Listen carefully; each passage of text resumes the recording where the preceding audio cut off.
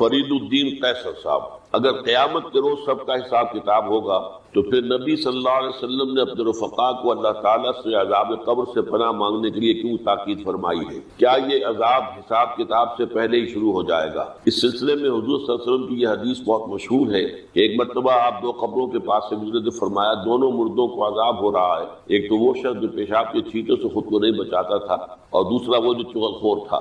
اس حدیث مبارکہ سے کیا یہ بات ثابت ہوتی ہے کہ عذاب قبر منزلہ بالا گناہوں کے سرزد ہونے ہی پر ملے گا؟ دیکھیں یہ مسئلہ جو ہے عذاب قبر کا، یہ کافی ہمارے ہاں جو منکرین حدیث ہیں انہوں نے اس کے خلاف بڑی مہم چلائی، لیکن قرآن مجید سے بھی یہ ثابت ہے اور احادیث سے تو بہت ہی صراحت کے ساتھ ثابت ہے۔ اور اس کو سمجھیے یہ کہ اصل میں آخری فیصلے تو اسی وقت ہوں گے، جنت میں داخلہ اور جہنم میں داخلہ تو اسی وقت ہوگا، قیامت کے بعد، حساب کتاب کے بعد۔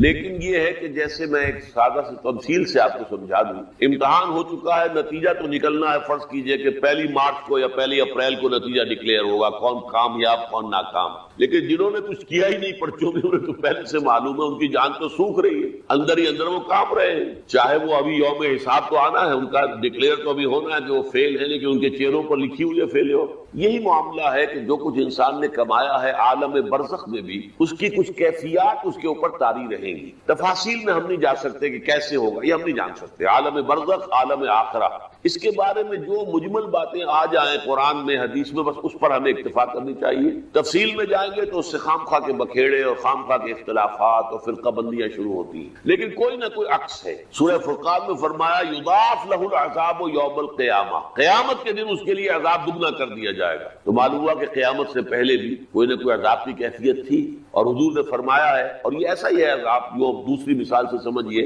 کہ آپ خواب دیکھتے ہیں اور خواب میں فرض کیجیے سانپ نے آپ کو ڈس لیا ہے، تو جو کیفیت ہوگی وہ بعین ہی آپ کی ہو جاتی ہے، اور آپ خوف زدہ ہو کر آنکھ کھلتی ہے تو بالکل وہی کیفیت آپ کی ہے۔ یا شیر آپ پر حملہ کر رہا تھا تو جو خوف کی کیفیت تھی، جاگے ہیں تو وہی کیفیت ہے۔ اسی طریقے سے یہ معاملہ ہوگا، اور حضور نے فرمایا ہے کہ ہر قبر جو ہے وہ یا تو جنت کے باغیچوں میں سے ایک باغیچہ ہے اور یا دوزخ کے گڑھوں میں سے ایک گڑھا ہے۔ اور بعض جگہ یہ کہا گیا ہے کہ جیسے ہی قبر میں داخل ہوتا ہے تو اس کے بعد جو ہے یا کھڑکی کھول دی جاتی ہے جنت کی طرف سے کہ ٹھنڈی ہوائیں اور خوشبوئیں آتی ہیں، اور یا یہ کہ ایک کھڑکی کھول دی جاتی ہے جہنم کی طرف سے کہ جس سے کہ لو آتی ہے، لپٹ آتی ہے آگ کی۔ تو بس اس پر اجمالاً اسی درجے میں ماننا چاہیے۔ باقی یہ کہ اصل حساب کتاب کے بعد اس پراپر جنت میں داخلہ اور پراپر جہنم میں داخلہ جو ہے وہ تو ہوگا قیامت کے بعد۔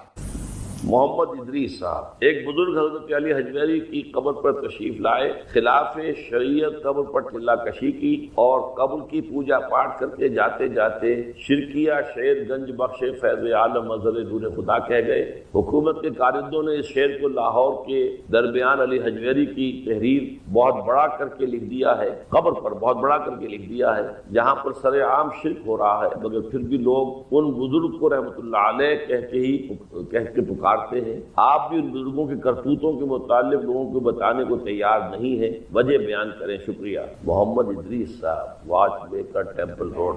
دیکھیے اصل میں ایک مسئلہ یہ ہے کہ آیا ارواح کے ذریعے سے کوئی فیض روحانی حاصل کیا جا سکتا ہے یا نہیں، یہ ایک علمی مسئلہ ہے۔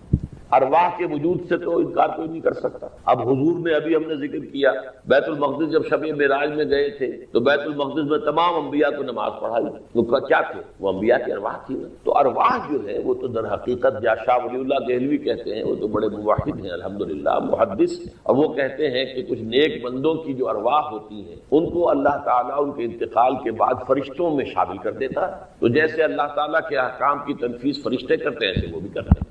اب یہ ہے علمی بات۔ تو آیا کسی کی روح سے کوئی فیض حاصل کیا جا سکتا ہے یا نہیں، یہ وہ ہے جو ہمارے ہاں اختلافی مسئلہ ہے۔ ایک یہ ہے کہ کسی کی روح کو پکار کر اس سے مدد مانگی جائے، یہ ہے جلی شرک، آپ کو اس کی اجازت نہیں ہے۔ وَلَا تَدْعُوا مَعَ اللَّهِ أَحَدًا، اللہ کے سوا کسی کو نہیں پکار سکتے، حالانکہ ہمیں معلوم ہے فرشتے تو ہیں نا، 2 فرشتے تو میرے ساتھ ہر وقت موجود ہیں۔ اب ظاہر بات ہے کہ میں ان سے یہ نہیں کہہ سکتا میرا یہ کام کر دو یا تم میری یہ مشکل دفع کر دو، یہ میں کہوں گا تو یہ شرک ہو جائے گا۔ میں تو اللہ سے دعا کروں گا اللہ تعالیٰ کسی فرشتے کو بھیج کر میری ضرورت پوری کر دے، کسی انسان فوت شدہ کی روح کو بھیج کر میرا کام اس سے کروا دے، یا کسی ذریعے کے بغیر خود کر دے، یہ اللہ کی مرضی ہے، اللہ کا اختیار ہے، لیکن مجھے پکارنے کی اجازت، دعا صرف اللہ کے لیے۔ البتہ یہ ہے کہ آیا کسی کی روح، اب جیسے کہ قرآن میں آیا اسی بیت المقدس کے بارے میں، الذی بارکنا حولہ، جس کے ماحول کو ہم نے مبارک کیا ہے۔ اب کس لیے مبارک ہو گیا؟ جیسے اور زمین دنیا کی ہوتی ہے، ایسی زمین جو ہے وہ بیت المقدس کے علاقے کی زمین بھی ہے۔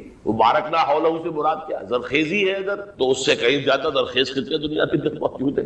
آج آپ جائیے اور اپنے ملک کے اندر ہی اگر آپ مردان وغیرہ کے علاقے کو دیکھیں تو کیا آپ کے واقعہ یہ کہ انسان خوش ہو جاتا ہے دیکھ کر کس قدر زرخیز زمینیں ہیں، کیا ہریاول ہے۔ وہ تو اس طرح کی ہریاول جو ہے وہ تو بیت المقدس کے ارد موجود نہیں ہے، لیکن یہی بات کہی گئی ہے کہ چونکہ یہ بے شمار انبیاء کا مدفن ہے، یہاں پر دفن ہے بے شمار نبی اللہ، حضرت ابراہیم سے لے کر شروع ہو کر اور پھر سارے انبیاء جو تھے بنی اسرائیل کے جو آئے ہیں سب سے وہی تو مدفون ہے نا۔ اس لیے یہ کہ ان کی وجہ سے اس ماحول کو کہا گیا وہ بڑا بابرکت ماحول۔ اس حوالے سے کوئی ایک اختلافی بات ہو سکتی، اسے کھلم کھلا شرک نہیں کہنا چاہیے، بلکہ یہ کہ اس میں آپ اختلاف کریں کہ اس میں کوئی چلا کشی کرنا، چلا کشی کسے کہتے ہیں؟ یعنی اس قبر کے قریب جا کر عبادت کریں، عبادت اللہ کی ہوگی۔ اب آپ کو معلوم ہے کہ آپ حرم میں جا کے نماز پڑھتے ہیں، 1000 نمازوں کا ثواب آپ کو مل جاتا ہے۔ نماز تو آپ اللہ کی پڑھ رہے ہیں، یہاں بھی پڑھتے ہیں وہاں بھی پڑھتے ہیں، لیکن اس جگہ کی مناسبت سے اس کی کوئی خاص کیفیت ہے جس کے لیے کہ ہمارے پاس حدیث موجود ہے۔ مسجد نبوی میں جا کر نماز پڑھتے ہیں تو 50,000 نمازوں کا ثواب مل جاتا ہے، مسجد اقصی میں 25,000 نمازوں کا ثواب مل جائے گا۔ تو یہ جگہ کے حوالے سے کوئی چیز کے اندر فرق ہو جاتا، جیسے اوقات میں بھی فرق ہوتا ہے۔ لیلۃ القدر یہ بھی تو ایک رات ہی ہے نا جیسی اور راتیں ہوتی ہیں، لیکن اس کی ایک قدر و قیمت ہے، اس کے ایک اجر و ثواب کا معاملہ جو ہے وہ عام راتوں کی طرح نہیں ہے، اسی طرح کا معاملہ ہو جاتا ہے۔ اس حد تک معاملے کو رکھیں اور اس سے آگے فتویٰ بازی نہ کریں تو مناسب۔ باقی اپنے ذوق کے مطابق آپ کہیں کہ نہیں ایسا نہیں کرنا چاہیے، ایسا نہیں کہنا چاہیے، وہ اپنی جگہ پر، لیکن اس کے اوپر اس طرح کے سخت فتوے نہ لگائیے، اپنے دل کو کشادہ رکھیے۔ بسم اللہ الرحمن الرحیم، تبارک الذی بیدہ الملک وہو علی کل شیء قدیر۔ بڑی بابرکت ہے وہ ہستی جس کے ہاتھ میں ہے بادشاہی، راج اس کا ہے۔ یہ ہے دین کا سیاسی پہلو، پوری کائنات پر اس کا راج چل رہا ہے۔ دنیا میں بغاوت ہے، کیوں ہے؟ وہ اپنے ایمان کے دعوے داروں کا امتحان لینا ہے بس، ورنہ سورج، چاند، گیلیکسی، پوری کائنات اور خود ہمارے جسم کا ایک ایک ذرہ اس کے قانون کا پابند ہے، تابع ہے۔ ہمارا جسم ہمارے اختیار میں کہاں ہے؟ میں تنگ آ جاتا ہوں، 2 دن ہوتے ہیں یہاں سے تو طبیعت خراب ہو جاتی ہے، جب تک کہ میں وقت لگتا ہے کینچی لے کر بیٹھتا ہوں۔ اگر میں چاہوں کہ یہاں بال نہ آئے، میرا جسم ہے، میرا تو اختیار تو آئیں گے۔ تو ہمارا جسم بھی جہاں تک اس کی فزیولوجی کا تعلق ہے، اس کے اناٹومی کا تعلق ہے، یہ سارا اللہ کے قانون کے تابع، میرے تابع تو نہیں۔ میں چاہوں میرا دل ذرا رک جائے، جب چاہوں میں اس کو اسٹارٹ کر دوں، نہیں ہوگا، جب بند ہوگا بند ہو جائے گا، میرے اختیار میں نہیں۔ لیکن یہ کہ جو ہماری اختیاری زندگی ہے اس میں ہم نے طے کر لیا ہے کہ اللہ کی نہیں مانیں گے، اپنی مانیں گے، اپنی بیویوں کی مانیں گے، اور جو بھی نظام ہے اس کے ساتھ وفاداری کریں گے، چاکری کریں گے، ان کی ملازمت کریں گے، ان کے رتھوں کے اندر ہم بیل بن کر جتیں گے تاکہ ہمیں عیش ملے، دنیا کے اندر ہمارے لیے مقامات ہوں، ہماری عیش اللہ۔ یہ ہے اصل میں امتحان، ورنہ بادشاہی یہاں اب بھی اسی کی ہے۔ یہ صرف ہلدی کی گانٹھ ہے جسے لے کر ہم پنساری بن کر بیٹھ گئے، میری مرضی، میرا خیال، میرا نظریہ یہ ہے، اور ہمارے نزدیک جو ہے طریقتکم المثلی، ہمارے جو کلچر ہے، مثالی نظام جو ہم نے بنایا ہے، ہمیں اس کی حفاظت کرنی ہے۔ تبارک الذی بیدہ الملک وہو علی کل شیء قدیر، وہ ہر چیز پر قادر۔ الذی خلق الموت والحیات لیبلوکم ایکم احسن عملا۔ اب دیکھیے ہم نے حیات انسانی کا جو اب تک سمجھا ہے، جس کو کہ عمرو نے، جو کہ بہت بڑا شاعر ہے، اس نے اپنی بیوی سے خطاب کر کے کہا ہے حیات ثم موت ثم بعث، حدیث و خرافات یا عمری۔ یہ کیا ہے؟ زندگی پھر موت پھر زندگی، یہ سب حدیث و خرافات، معاذ اللہ۔ ہم نے بھی دیکھا پہلے کنتم امواتا فاحیاکم ثم یمیتکم ثم یحییکم ثم الیہ ترجعون۔ یہ وقفے کیوں ڈالے گئے؟ یہ موت کا وقفہ کیوں ڈال دیا؟ زندگی کا ایک حصہ نکال دیا علیحدہ، 30 40 50 60 سال یہ دنیا کی زندگی، پھر موت کا وقفہ، موت زندگی کا وقفہ ہے، یعنی آگے بڑھیں گے دم لے کر۔ کیوں؟ اس کی حکمت میں جو ہم پڑھائیں سورہ واقعہ میں، قدرنا بینکم الموت، تمہاری ہی زندگی کا تسلسل ہے جس میں ہم نے ایک وقفہ موت کا ڈال دیا۔ حیات لیبلوکم ایکم احسن عملا، یہ جو چند علیحدہ کیا ہے یہ اس لیے کہ تمہاری آزمائش ہو، امتحان، تمہیں جانچا جائے۔ وہ 3 گھنٹے کا امتحان ہوتا تھا جو دیتے تھے تم کبھی اسکولوں میں، اب یہ 30 برس کا سمجھو، اور واقعی 30 برس ہی ہوتے ہیں آدمی۔ پہلی زندگی کے 20-25 برس ایسے گزر گئے، شعور ہی ابھی نہیں ہے، اور پھر ایک خاص عمر کے بعد جو ہے آگاہ ڈھیلے پڑ گئے، اور پھر یہ کہ کیلا یعلم من بعد علم شیئا، 30 نہیں ہوں گے 40 مل جائیں گے آدمی، کام تو یہی ہوتا ہے۔ لیکن اس لیے ہے لیبلوکم ایکم احسن عملا، تاکہ تمہیں جانچے پرکھے دیکھے تم میں سے کون ہے اچھے عمل۔ اب دیکھیے علامہ اقبال کی جو نظم ہے زندگی کے موضوع پر، واقعہ یہ ہے بہت چوٹی، بہت تو اسے پیمانہ امروز فردا سے نہ جاویداں پہم دواں ہر دم جواں ہے، قلزم ہستی سے تو ابھرا ہے مانند حباب، یا سمندر میں ایک بلبلا سا، کتنی زندگی ہوتی ہے بلبلے، قلزم ہستی سے تو ابھرا ہے مانند حباب، اس نیا خانے میں تیرا امتحان ہے، خلق الموت والحیات لیبلوکم ایکم احسن، ہے کبھی جان اور کبھی تسلیم جان ہے زندگی، کبھی زندگی جان سے مترادف ہے، عبارت ہے، کبھی جان دینا اصل زندگی ہے۔ وَلَا تَقُولُوا لِمَنْ يُقْتَلُ فِي سَبِيلِ اللَّهِ أَمْوَاتٌ بَلْ أَحْيَاءٌ وَلَٰكِنْ لَا ہے کبھی جان اور کبھی تسلیم جان ہے زندگی، اصل زندگی جو ہے وہ جان دے دینے سے آتی ہے۔ الذي خلق سبع سماوات طباقا، وہ اللہ جس نے بنائے 7 آسمان ایک دوسرے کے اوپر، آیات متشابہات میں سے۔ ما ترى في خلق الرحمن من تفاوت، تم نہیں دیکھ پاؤ گے اللہ کی تخلیق میں کہیں کوئی فرق، اتنا محکم نظام، اتنا محکم۔ کیا کسی سائنسدان نے آج تک یہ بھی کہا کہ تخلیق میں یہاں نقص؟ کسی نے کہا؟ زوالوجی کی فیلڈ میں یا باٹنی کی فیلڈ میں یا کسی اور فیلڈ میں، جیولوجی کی فیلڈ میں، ایسٹرونومی کی، کسی نے کہا؟ ما ترى في خلق الرحمن من تفاوت فارجع البصر هل ترى من فطور، پھر ذرا دوبارہ لوٹا لو اپنی نگاہ، دیکھ لو، ہر میدان میں دیکھ لو، کہیں تمہیں کوئی رکھنا نظر آتا ہے؟ اگر یہ تخلیق کامل ہے تو کامل حقیقت میں کون ہے؟ اس کا خالق، اس کا باری، اس کا مصور، بس یہ نظر نہیں آتا۔ سائنسدان سب کچھ دیکھ رہے ہیں، ڈھونڈنے والا ستاروں کی گزرگاہوں کا، اپنے افکار کی دنیا میں سفر، بڑے بڑے صاحب بصیرت و بڑے بڑے عقل مند اپنی ناک کی تلے کے پتھر سے ٹھوکر کھاتے ہیں، دیکھ رہے ہیں ٹیلیسکوپ سے ٹھوکر کھا رہے ہیں، وہاں جو سامنے پتھر پڑا ہوا ہے، یہ ہو رہا ہے۔ سپر جیل کا بصرہ کر رہے ہیں، پھر لوٹاؤ ذرا اپنی نگاہ کو 2 مرتبہ اور، ينقلب الیک البصر خاسئا وهو حسیر، تمہاری نگاہ تھک ہار کر لوٹ آئے گی، تمہیں ہماری تخلیق میں کہیں کوئی رسم، کوئی دراڑ نہ۔ وَلَقَدْ زَيَّنَّا السَّمَاءَ الدُّنْيَا بِمَصَابِيحَ وَجَعَلْنَاهَا رُجُومًا لِلشَّيَاطِينَ وَأَعْتَدْنَا لَهُمْ عَذَابَ السَّعِيرِ، اور ہم نے سب سے قریبی آسمان کو سجا دیا ہے چراغوں سے، یعنی زمین سے جو قریب ترین آسمان، پہلا آسمان، اور ان چراغوں کو ہم نے بنا دیا ہے رجومًا للشیاطین، شیاطین جن جو ہیں وہ جو کوشش کرتے ہیں اس سے باہر نکل کر، اور وہ چاہتے ہیں کہ کچھ خبریں جو ہیں وہ فرشتوں سے چرا کر لے آئیں، تو ان کو کھدیڑنے کے لیے، ان کو اوپر سنگ باری کے لیے ہم نے یہ میزائلز رکھے ہیں۔ وَأَعْتَدْنَا لَهُمْ عَذَابَ السَّعِيرِ، اور ان کے لیے ہم نے تیار کر رکھا ہے جلا دینے والا عذاب۔ وَلِلَّذِينَ كَفَرُوا بِرَبِّهِمْ، اور جو لوگ اللہ کا، اپنے رب کا کفر کریں، چاہے وہ انسان ہو چاہے جنات ہو، ان کے لیے ہے عذاب جہنم، جہنم کا عذاب، وبئس المصیر، اور وہ بہت ہی برا ٹھکانہ۔ إِذَا أُلْقُوا فِيهَا سَمِعُوا لَهَا شَهِيقًا وَهِيَ تَفُورُ، جب وہ اس میں جھونکے جائیں گے تو سنیں گے کہ وہ دھاڑ رہی ہوگی، اچھل کود رہی ہوگی، اس کا جوش و خروش ہوگا۔ جو سورہ قاف میں ہم نے پڑھا تھا کہ ہم اس سے پوچھیں گے حل امتلاتے وتقول حل من مزید، وہ اور چاہے، جیسے کوئی بھوکا بھیڑیا ہو یا بھوکا شیر ہو اور اس کے آگے کوئی شکار ڈالا جائے تو جس طریقے سے وہ اس پر وہ را کر آئے گا، تکاد تمیز من الغیظ، قریب ہوگا کہ وہ اپنے غصے سے پھٹ جائے۔ کلما القی فیہا فوج، جب کبھی بھی اس میں ایک فوج ڈالی جائے گی، یعنی یہ کہ ایک قوم کے بعد دوسری، دوسری کے بعد تیسری، وہ تو ہو رہا ہے، وہم یوزعون، ان کے درجہ بندی کی جائے گی، قوموں کا علیحدہ علیحدہ حساب ہوگا۔ سألہم خزنتہا، تو جو جہنم کے داروغہ ہے وہ ان سے کہیں گے الم یاتکم نذیر، کیا آپ کے پاس کوئی خبردار کرنے والے نہیں آیا؟ قالوا بلی، وہ کہیں گے آیا، کیوں نہیں؟ قد جاءنا نذیر، ہمارے پاس خبردار کرنے والا آیا، فکذبنا، ہم نے انہیں جھٹلایا۔ وقلنا ما نزل اللہ من شیء، اور ہم نے کہا کوئی شے نہیں اتاری اللہ نے، یہ تم خواہ کہہ رہے ہو تم پر کوئی قرآن اترا ہے یا تورات اتری۔ ان انتم الا فی ضلال کبیر، ہم نے اس سے بھی بڑھ کر کہا کہ تم تو خود کسی گمراہی میں ہو، کھلی گمراہی میں مبتلا ہو گئے ہو، تمہیں کوئی آسیب آ گیا ہے یا کچھ اور۔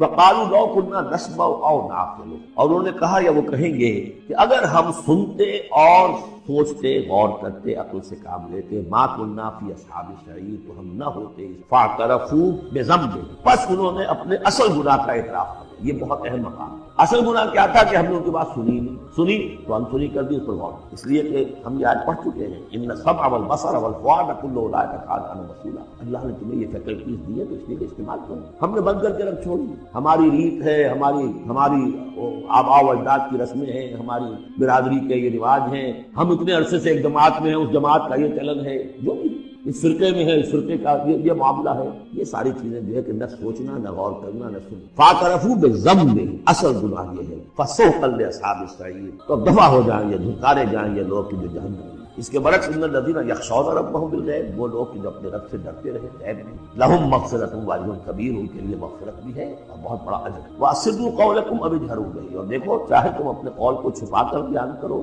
یا بلند آوازی سے بیان، انہ علیم بذات الصدور، وہ تو اس سے بھی واقف ہے جو تمہارے سینوں کے اندر مضمر ہے اور تنہا ہے۔ الا یعلم من خلق، بڑی اہم آیت ہے یہ وہ حصے ہیں قرآن کے یہ جن کو اس طریقے سے ازبر ہونا چاہیے اگر بات کرنا چاہتے ہیں آپ دین کی خدمت کرنا۔ کیا وہی نہ جانے گا جس نے پیدا کیا؟ ایک ایسی بات ہے کہ اس کا کوئی انکار کر ہی نہیں سکتا۔ گھڑی بنانے والے کو تو معلوم ہوگا اس میں کیا کیا پردے رکھے ہوئے، مجھے نہیں معلوم، میں اس کا استعمال تو کر رہا ہوں، مجھے بتا دیا یہ بٹن دبا دیں یہ آن ہو جائے، لیکن یہ کہ جس نے بنایا ہے کیا اس سے چھپی ہوئی کوئی چیز نہیں؟ الا یعلم من خلق وهو اللطیف الخبیر، اور وہ تو بہت باریک بین ہے، ہر شے کی خبر۔ هو الذی جعل لكم الارض ذلولا، اسی نے تمہارے لیے زمین کو بنا دیا ہے پست تابع حکم، تمہارے قدموں میں بچھی ہوئی ہے زمین، جتنا چاہتے ہو اس کو تو رونقتے ہو پامال کر۔ فامشوا فی مناکبہا، چلو پھرو اس کے کندھوں کے مابین، گویا کہ یہ بھی کوئی بہت بڑا ہاتھی ہو اس کے کندھوں کے مابین اتنی جگہ ہے چل پھر رہے ہیں، جیسے چونٹی کسی ہاتھی کے کندھوں کے درمیان چل رہی ہو تو وہ تو سمجھتی ہوگی کہ فٹ بال کا میچ کھیلنے کی جگہ مجھے مل گئی ہے، تو یہی حال ہمارا ہے، ہم جسے بہت وسیع سمجھتے ہیں کیا وہ کچھ نہیں۔ فامشوا فی مناکبہا وکلوا من رزقہ، اور اسی کے رزق میں سے کھاؤ پیو، اسی زمین میں سے تمہارا رزق بھی برآمد ہو جائے گا، وإلیہ النشور، یہ یاد رکھو کہ پھر اللہ ہی کی طرف جی۔ آمنتم من فی السماء ان یخسف بکم الارض فاذا ہی تمور، کیا تمہیں کوئی خوف نہیں رہا؟ بالکل تم نچت ہو گئے ہو اس آسمان والے سے جو آسمان میں ہے کہ وہ کہیں تمہیں زمین میں خسف نہ کر دے، دھسا نہ دے، فاذا ہی تمور، جبکہ وہ لرزے، زلزلہ آئے شک ہو جائے اور تم چلے۔ ہم امنتم من فی السماء ان یرسل علیکم حاصبا، کیا تمہیں کوئی ڈر نہیں رہا کہ اللہ تعالیٰ جو ہے وہ آسمان والا تم پر بھیج دے کوئی ایسا جھکڑ تیز آندھی جس میں پتھر چلے آ رہے جو بلٹ کا کام اور میزائلز کا کام، فستعلمون کیف نذیر، پھر تمہیں معلوم ہو جائے گا کہ میرا خبردار کرنا کیسا تھا، کیا اٹھا رکھا۔ وَلَقَدْ كَذَّبَ الَّذِينَ مِن قَبْلِهِمْ، اور یقیناً جو ان سے پہلے تھے انہوں نے بھی جھٹلایا تھا، فَكَيْفَ كَانَ نَكِيرِ، تو کیسا ہوا میرا ان کو پکڑنا اور میرا عذاب۔ اولم يروا الى الطير فوقهم، کیا یہ دیکھتے نہیں پرندوں کو جو ان کے اوپر ہے، صافات ويقبضن، کبھی انہوں نے اپنے پر پھیلائے ہوتے ہیں، ما يمسكهن الا الرحمن، نہیں روکے ہوئے انہیں اس فضا کے اندر مگر رحمان، انه بكل شيء بصير، یقیناً وہ ہر چیز کو دیکھ، یعنی جو قانون طبیعی ہے جس کے تحت وہ چل رہا ہے وہ تو اللہ کا بنایا ہوا ہے۔ امن هذا الذي هو جند لكم ينصركم من دون الرحمن، بھلا وہ کون ہے جو تمہارا لشکر بن جائے اور تمہاری مدد کرے رحمان کے مقابلے میں؟ ان الکافرون الا فی غرور، نہیں ہے یہ کافر مگر بہکار ہو۔ امن ھذا الذی یرزقکم من امسک رزقا، پھر بھلا کون ہے وہ جو تمہیں رزق دے سکے اگر اللہ اپنے رزق کے خزانوں کو روک لے؟ بل لجوا فی عتو ونفور، نہیں یہ لوگ اپنی شرارت میں اور نفرت میں بہت آگے بڑھ گئے۔ افمن یمشی مکبا، یہ آیت بہت اہم ہے حکمت قرآن کے اعتبار سے، فلسفے کے اعتبار سے۔ افمن یمشی مکبا علی وجہہ اہدی امن یمشی سویا علی صراط مستقیم، دو انسانوں کا تصور کرو، ایک شخص وہ ہے کہ جو اوندھے منہ پیٹ کے بل گھسٹ رہا ہے، ایک وہ جو سیدھا کھڑا ہے سیدھے راستے، کون ہوگا زیادہ ہدایت پر؟ اس میں نقشہ پھینک دیا گیا ہے۔ جو لوگ حیوانی سطح پر زندگی بسر کر رہے ہیں صرف انسٹنکٹس کی وجہ سے، زندگی پیٹ معاشی جدوجہد اسی کے لیے زندہ ہے، گھسٹ رہے ہیں، اور اس اوندھے پڑے وہ انسان کے معنی نہیں جنہیں آگے کا کچھ پتہ نہیں آگے کہاں جانا، وہ تو ان کے انسٹنکٹس انہیں چلا رہے ہیں، بالکل اینیمل لیول کے اوپر زندگی گزار رہے ہیں، اوندھے منہ، انہیں کیا نظر آئے گا راستہ کون سا ہے کدھر جانا؟ ایک شخص کھڑا ہے، اس کی منزل اس نے معین کر دی ہے۔ یہ بالکل وہی فلسفہ ہے جو سورہ حج میں آ چکا ہے۔ انسان حقیقت میں وہی انسان ہے جس نے اپنا کوئی آدرش، کوئی نصب العین، کوئی مقصد، کوئی آئیڈیل زندگی میں بغیر کسی نصب العین زندگی گزار رہا ہے۔ ہی از اینیمل، اولئک کالانعام بل هم اضل، حیوانات جو ہیں یہ چوپائے، ان کی زندگی کا کوئی مقصد نہیں ہے، وہ تو اللہ نے ہمارے کام کے لیے پیدا کر دیا، آپ کاٹیں گوشت کھائیں اور ان کی چوڑوں سے جوتیاں بنائیں اور جی رہے وہ خالص انسٹنکٹ کے اوپر، ان کی جبلت ہے، صرف جبلت ہے۔ انسان صرف حیوان نہیں، یہ کچھ اور اس کے لیے کوئی آئیڈیل، ضعف الطالب والمطلوب، جتنا اونچا آئیڈیل ہوگا اتنا ہی اونچا انسان جائے گا، لیکن جس کا کوئی سرے سے آئیڈیل نہیں وہ نرا ہوگا۔ آخر چوپائے بھی تو اسی طرح چلتے ہیں۔ افمن یمشی مکبا علی وجہہ اہدی امن یمشی سویا علی صراط مستقیم، سیدھا راستہ اور اس کی منزل معین ہے، مجھے ادھر جانا ہے۔ دنیا میں ہماری منزل اقامت دین، حقیقت میں زندگی کی منزل آخرت، رضائے الہی کا حصول۔ قل هو الذی انشأکم وجعل لکم السمع والابصار والافئدہ، کہہ دیجئے وہی ہے جس نے تمہیں انشاء اٹھانا، تمہیں بنایا بڑھایا، وجعل لکم السمع والابصار والافئدہ، تمہیں کان دیے، آنکھیں دی اور دل دیے یا عقل دی۔ عام طور پر قرآن میں سمع پہلے کیوں آتا ہے اور بصار بعد میں کیوں آتا ہے؟ انسانی علم کا جب آپ جائزہ لیں گے تو اس میں پہلا حصہ ہوتا ہے جو پہلی نسلوں نے علم حاصل کیا ہوا ہے اس کو آپ اخذ کرتے ہیں اپنی سماعت، آپ سنتے ہیں، کلاس میں لیکچر ہو رہا ہے، پروفیسر لیکچر دے رہا ہے، جو کچھ ہوا ہے پہلے وہ آپ نے پچھلی نسلوں کا جو بھی ذخیرہ معلومات نے جمع کیا، اب آپ نے آبزرو کیا، کچھ اور معلومات حاصل کی، کچھ نئی حقیقتیں آپ کو منتشر ہوئی، اور پھر آپ نے اس کو جوڑا، ایک الگ آ گئی۔ ان السمع والبصر والفؤاد کل اولئک کان عنہ مسؤولا قلیلا ما تشکرون، بہت کم ہی شکر ہے جو تم کرتے ہو۔ قل هو الذی ذراکم فی الارض والیہ تحشرون، کہہ دیجیے اسی نے تمہیں پھیلا دیا ہے زمین میں، اور اسی کی طرف تم اکٹھے کر دیے جاؤ گے، جمع کر دیے جاؤ گے۔ وَيَقُولُونَ مَتَىٰ هَٰذَا الْوَعْدُ إِن كُنتُمْ صَادِقِينَ، وہ کہتے کب ہوگا یہ وعدہ، کب پورا ہوگا، اگر تم سچے ہو تو بتاؤ۔ قُلْ إِنَّمَا الْعِلْمُ عِندَ اللَّهِ، کہہ دیجیے کہ اس کا علم اللہ، آخرت کب آئے گی، وَاللَّهُ عِندَهُ عِلْمُ السَّاعَةِ، اللہ کے پاس اس کا علم ہے، وَإِنَّمَا أَنَا نَذِيرٌ مُّبِينٌ، اور میں تو بس صرف ایک واضح اور صاف صاف ڈرا دینے والا ہوں، اس کے سوا میری ذمہ داری کو۔ فَلَمَّا رَأَوْهُ زُلْفَةً، پھر جب وہ دیکھیں گے اس کو، قریب آ گئی، سِیَّتْ وُجُوهُ الَّذِينَ كَفَرُوا، تو ان کے چہروں کے حلیے بگڑ جائیں گے، برے ہو جائیں گے ان کے چہرے ان کافروں کے۔ وَقِيلَ هَٰذَا الَّذِي كُنتُمْ بِهِ تَدَّعُونَ، اور کہا جائے گا یہ ہے وہ جس کو تم مطالبہ کرتے تھے کہ لاؤ لے آؤ جلدی۔ قُلْ أَرَأَيْتُمْ إِنْ أَهْلَكَنِيَ اللَّهُ وَمَن مَّعِيَ أَوْ رَحِمَنَا فَمَن يُجِيرُ الْكَافِرِينَ مِنْ عَذَابٍ أَلِيمٍ، اے نبی سے کہیے دیکھو اگر مجھے میرا اللہ ہلاک کر دے، یا اور جو میرے ساتھ ہیں ان سب کو بھی ہلاک کر دے، یا اللہ تعالی ہم پر رحم فرمائے، سوال یہ ہے کہ تمہیں کون بچائے گا، کافروں کو کون بچائے گا عذاب علیم۔ ہمارا جو بھی ہو ہم ناکام رہ جائیں، تمہارے نزدیک ناکام ہو گئے، ہمارے نزدیک تو کوئی ناکامی ہے ہی نہیں۔ هل تربصون بنا الا احدى الحسنيين، دو اعلیٰ صورتیں ہیں، ان میں تیسری کوئی صورت ہے ہی نہیں۔ یا ہمارا رب ہمیں سب کو جامع شہادت نوش